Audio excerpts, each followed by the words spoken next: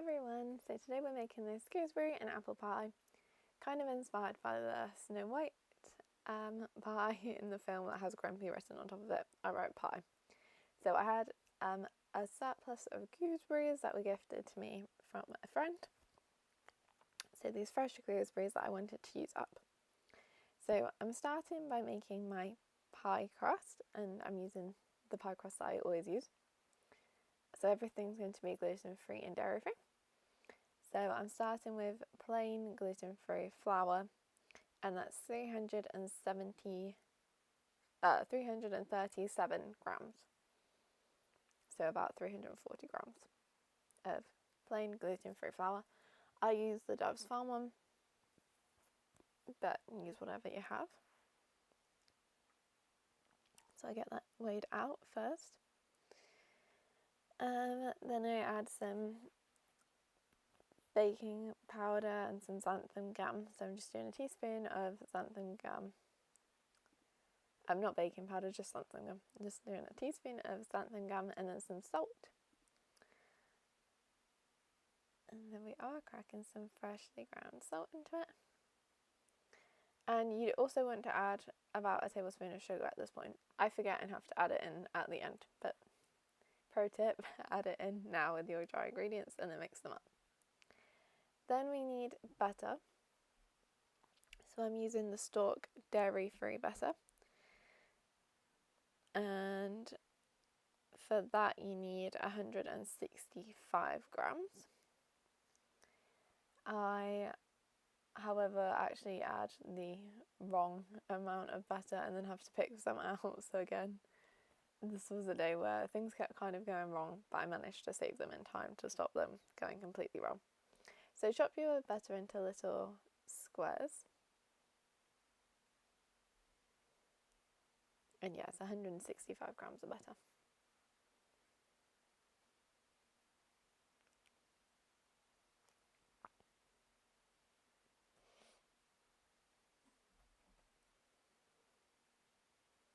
So that does, the amount I end up adding does end up being too much. So I do just pull a little bit out once I realise that I've added too much.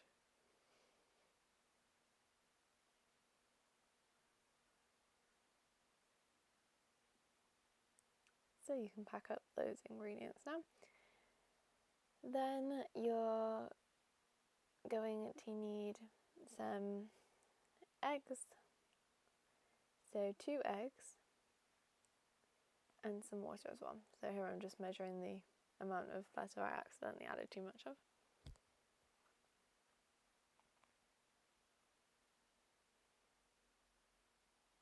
Luckily they're not too coated in the flour. So there we go, perfect now. So then you're going to want to mix your flour and butter together to form a sort of crumble. So it looks a bit like breadcrumbs, like you would if you're making apple crumble.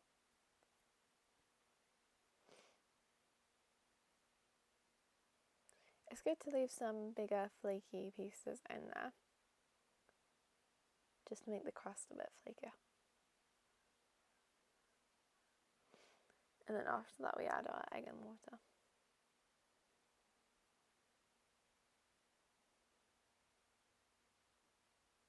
So as you can see, it's slowly coming together to resemble kind of bread crummy sandy texture, and there's no huge chunks of butter anymore.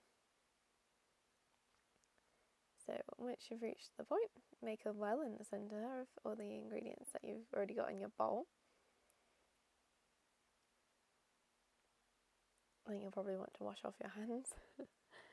And then, yeah, it's 2 eggs. These are medium-sized eggs.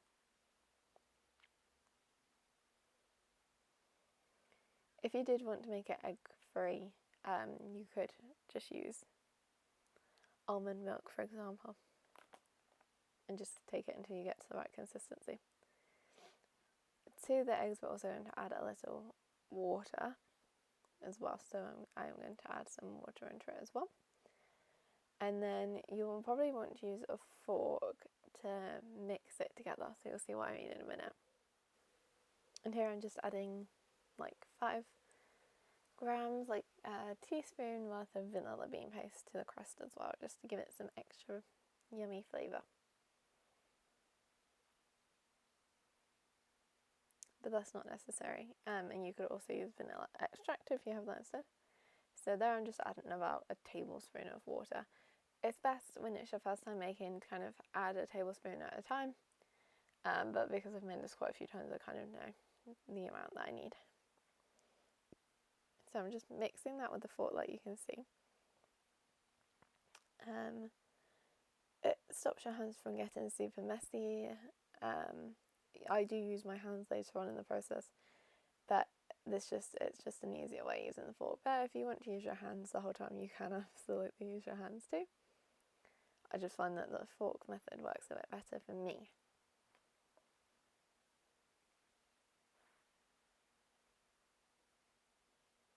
So you can see that it's thickening up.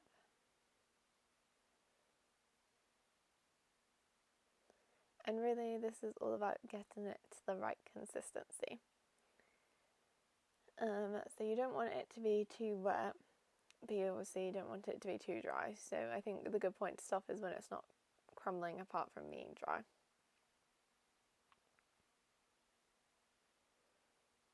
So once it gets a bit tricky to mix with your fork, you might want to move to use your hands, which is what I do in a minute, because it does get to a point where it gets thicker that it becomes a bit hard. So there you can see it's all kind of coming together, and I don't need to add another tablespoon of water.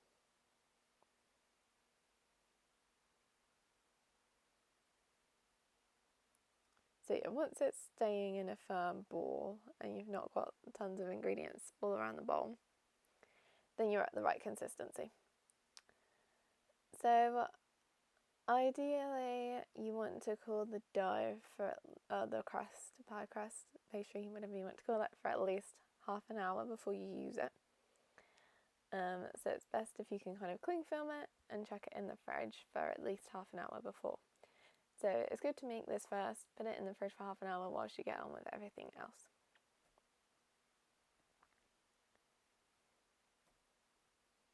So I like to put it into a disc shape before I put it into the fridge, just so that it cools down and it's in a good shape for me to roll that out once it comes out.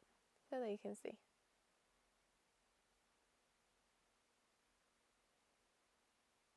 So I'm just going to cling film that. Oh wait, no, I have to add in the sugar because I forgot the sugar early on in the process. So I'm adding about a tablespoon or so worth of sugar and just going to mix that in before I get it into the fridge. Luckily I remember before I've chilled it.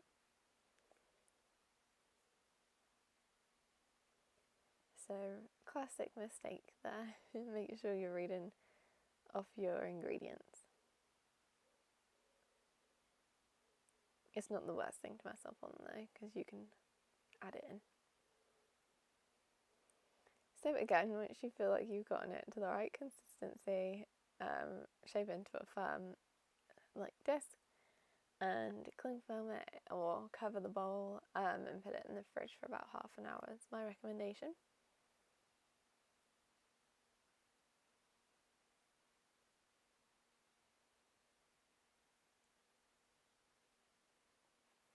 I'm just grabbing the cling film. Notoriously a pain. See? Always causing havoc. But anyway, get that on the table to pop my pastry onto. I tried to flip it over in the bowl, but it actually gets pretty stuck to the bottom, so I have to pull it out with my hands.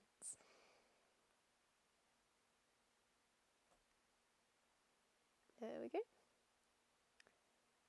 Nice and cling filmed, nice and airtight, and into the fridge. Perfect. So once we've done that, we can move on to kind of preparing the fruit, ready to go into the pie once it's ready. So I'm going to get everything into the pan, but first of all I want to melt some butter into it. So I take about a tablespoon or so of some of the stalk that I had left over, and I get that in to melt. So whilst that's melting, I have already prepared my gooseberries. So I'm just going to sort the apple out, and I've also got some lemons. So these are Royal Gala apples. So I've got a sweet apple because the gooseberries are so tart and so sour. I want a sweet apple to kind of contrast that. So I'm just going to peel these apples, and I'm just going to do 2 of them.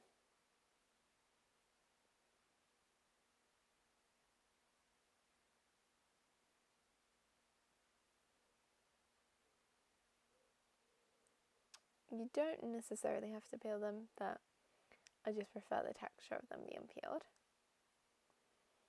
So I've just sped up the peeling process for you.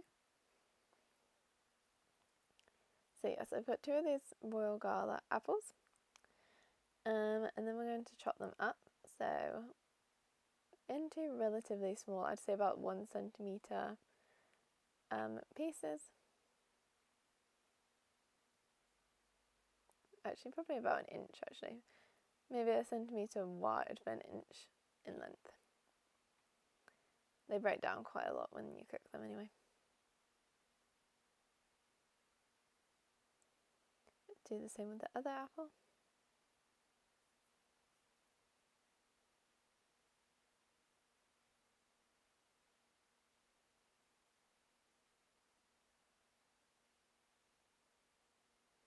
And they're really sweet and yummy, these apples. It's hard not to snack on them whilst you're doing this. So the butter should be about melted by the time you've kind of got this all sorted. I think I do snack on a little piece of the apple there. And like I say, I already had the gooseberries ready, so I'd say I use about 300 grams of gooseberries and about 200 grams of sugar. And then I add some lemon zest to it as well, you can hear it bubbling away, and some vanilla bean paste to it too, about a teaspoon or so worth.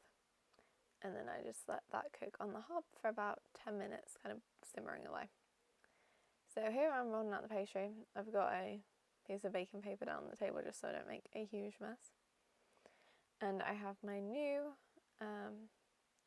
pie dish that's actually handmade, and I love it. So the perfect way to start using this pie dish with this gooseberry and apple pie. So the kitchen on this day is pretty warm. I think it was like 32 degrees Celsius this day. And so I've got food cooking and it's very warm in there. So I didn't probably have a cool enough pie crust, so when you see me try and drape this base part into the dish, it does completely fail. However, the top part of the crust I managed to do just fine. So just getting it to the right thickness. And then this is what I would usually do, and it would usually work, but because it's too warm this day it doesn't, is I would usually get the, what's the word I'm looking for, the rolling pin, and roll the pastry onto it, and then drape it into my dish. But because it's so hot this day, it literally just splits in half.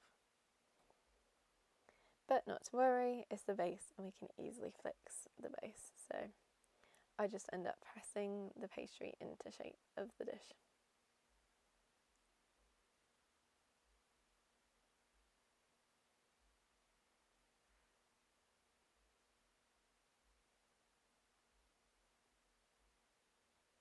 So you can see me kind of DIYing this crust right now. But it turns out fine, so it's okay.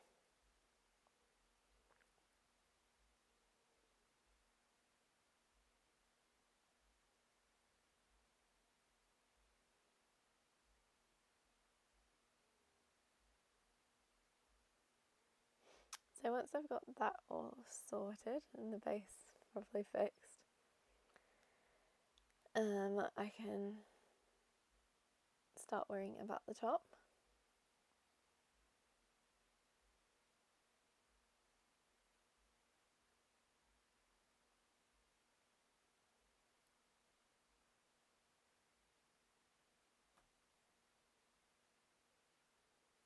There we go, basically sorted this pie crust now. No one will ever know.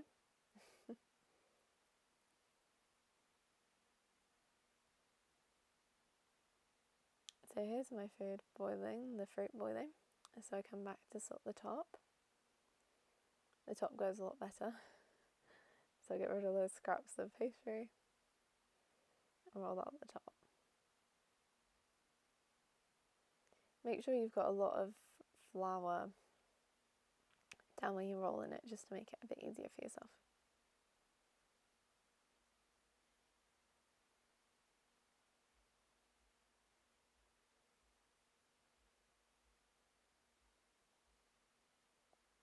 So we can see it's rolling out just fine. This time I don't ruin it too much when I transfer it to the plate, to the dish.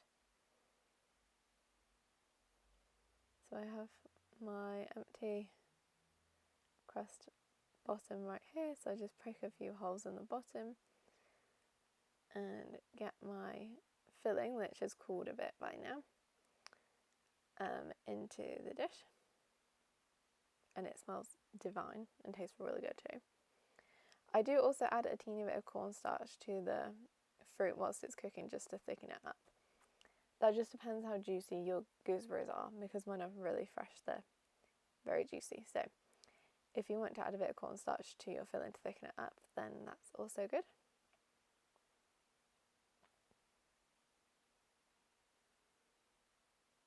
So you can see it's all nice and filled.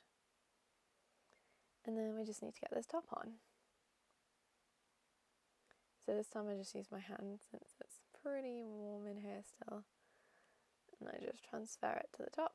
I do put a small hole in it, but that's no worries, we can fix that.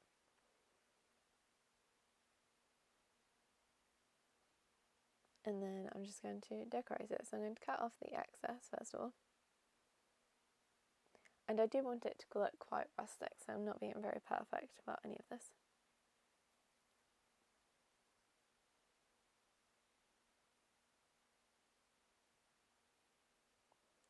And in the Snow White film, she cuts off the excess and then the little bird rolls it into a roll, with picks it up, rolls it into a roll in the air, and then writes Grumpy onto the pie. I don't have a little bird though, so I have to roll it up myself. And I write pie, but I do the I backwards, so it basically just says PJE, but it was meant to say pie. But you could write whatever you wanted on top. If it was like a summertime, or maybe like a Christmas time one, then you could write Christmas, something like that would be fun. Or you could do Grumpy. Plenty of ideas. The birds also in the film use their claws to seal the crust. So I just use the edge of my knife. Probably a little bit dangerous actually, looking back on it. Maybe use a blunt knife to go around the edges and put the little marks into it.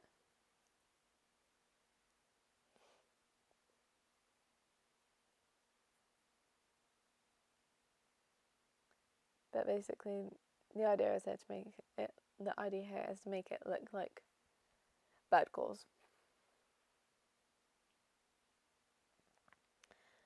So then I just need to roll up some of the pastry that I have left over to make the letters. I find the easiest way to do this is just to get it between your hands and roll it, like you would like Play-Doh.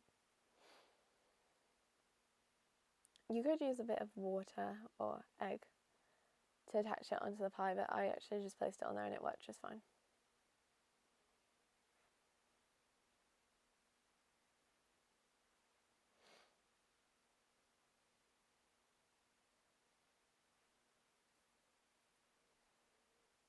So I've got my P. Next the I, which is probably the easiest letter really. Although I say that and then I messed it up, so maybe not.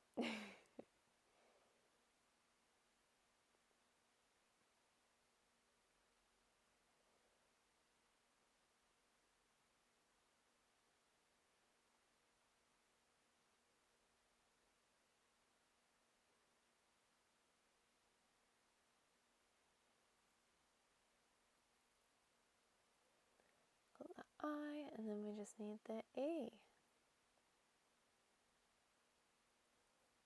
You could do the join letters too, it would look really pretty. I guess it depends what word you're doing really, how easy it is to join the letters in pie crust.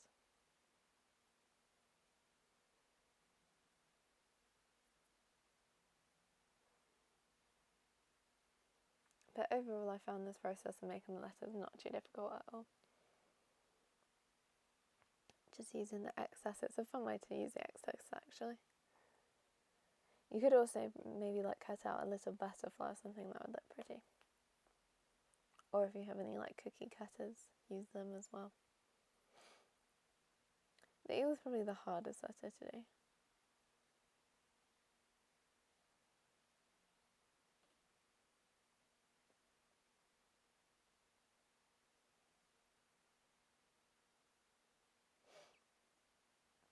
So I'm about to get that on now. I fiddled around with it for a few minutes just to see if I can get it to how I want it and to cover up the little hole that I originally put into it. And then I get it in the oven at 175 for about half an hour. Celsius, so about 175 Celsius. This is a fan oven though, so maybe like 180. Yeah, for about half an hour because the fruit and everything's already cooked, so we're only really cooking the crust. So I do also add the slits in at the top and the bottom and the kind of corners, and I also do an egg wash, and then we get it into the oven, and it comes out smelling absolutely delicious. So here's me just using a little bowl to egg wash it. And here it is finished, nice and golden when it's finished and tastes delicious. So I hope you give it a try and let me know how you find it. Thank you for watching. Have a good rest of your day. Bye.